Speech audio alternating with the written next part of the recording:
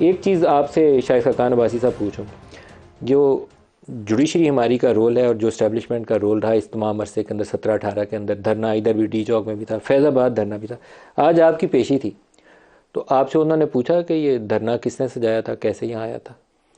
نہیں، آج تو میرے پاس کوئی نوٹس نہیں آیا تھا، ایک ٹیلی فون آیا تو میں نے کہا میں آ جاتا ہوں، تو میں وہاں گیا، میں نے کہا مجھے جو سوال ہیں وہ لکھ کے دے دیں، میں ان کا جواب آپ کو لکھ کے دے دوں گا تاکہ ابہام نہ رہے، زبانی بات میں ابہام رہ جاتا ہے۔ بہرحال میں نے کو یہ کہا کہ میری حکومت کے دوران جو کچھ ہوا میں اس کو ذمہ دار ہوں۔ وہ تو بینگ پرائم منسٹر ہاں، آپ وہ کو بس کہنا میں نے چاہیے ذمہ تھا۔ داری قبول کر لی، اب جو اس میں ہم سے کوئی غلطی ہوئی ہے تو معافی مانگ لیں گے۔ تو ڈی چوک میں بھی جو کچھ ہوا تھا اس کے بھی آپ ذمہ دار ہیں دھرنے کے؟ نہیں، میں دھرنے کا تو میں ذمہ دار نہیں ہوں، جو کچھ وہاں پر ایکٹ آف کمیشن یا کمیشن حکومت سے ہو گیا۔ میرا تو سوال تو دھرنے کا ہے نا، دھرنا کس نے کروایا تھا؟ دھرنا تو آیا تھا، میں آپ کہہ رہا ہوں کس نے کرایا ہے، وہ مولانا صاحب آئے تھے، رضوی صاحب۔ کیسے ہوا تھا؟ کوئی اس کے پیچھے کوئی فورسز تھیں؟ وہ اسپیکولیشن